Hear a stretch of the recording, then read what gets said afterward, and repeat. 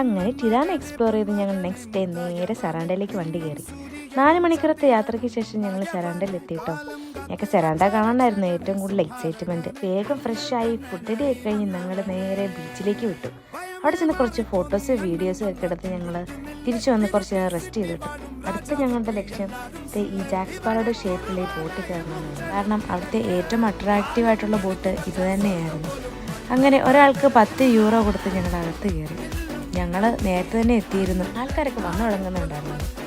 അങ്ങനെ ബോട്ടിൻ്റെ 2ാമത്തെ നിലയിൽ വലിഞ്ഞു കയറി ഞങ്ങൾ അവിടെ എല്ലാം എക്സ്പ്ലോർ ചെയ്തു.